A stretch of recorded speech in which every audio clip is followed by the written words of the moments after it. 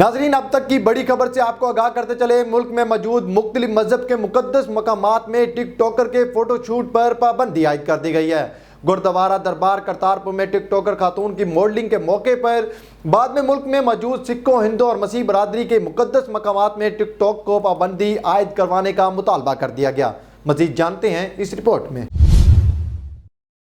गुरुद्वारा दरबार साहब करतारपुर में टिक टॉकर खातून की मॉडलिंग के वाकये के बाद मुल्क भर में मौजूद सिखों, हिंदुओं और मसीही बरादरी मुकद्दस मकामात में टिक टॉकर के वीडियो और फोटो शूट पर पाबंदी लगा दी गई है। गुरुद्वारों में आने वालों को इसका तकद्दुस का ख्याल रखना होगा और नंगे सर गुरुद्वारा साहब में जाने की इजाजत नहीं होगी। दूसरी तरफ मुकामी ब्रांड के मालिक और डिजाइनर शहरयार यूसुफ का कहना है कि उन्होंने गुरुद्वारा दरबार साहब में किसी ब्रांड का कोई फोटो शूट नहीं करवाया। उनके सोशल मीडिया पेज पर शेयर की गई तस्वीर, जिन्हें सिख बरादरी की तरफ से एहतजाज के बाद हटा दिया गया है, किसी तीसरी पार्टी की तरफ से भेजी गई थी, जिनमें एक खातून टिकटॉकर ने उनके ब्रांड की ड्रेस पहनकर जाती हैसियत में फोटोग्राफी की है। शहरयार यूसुफ का कहना है कि इस इकदाम से सिख कौम की दिलाजारी और गुरुद्वारा साहब के जो बेहुरमती हुई है, इस पर वो सिख बरादरी से माफी मांगते हैं। उधर पाकिस्तान सिख गुरुद्वारा प्रबंधक कमेटी ने फोटो शूट करने वाली टिकटॉकर और डिजाइनर के खिलाफ कानूनी कार्रवाई का फैसला किया था, ताहम अभी तक किसी के खिलाफ कोई FIR दर्ज नहीं करवाई गई है।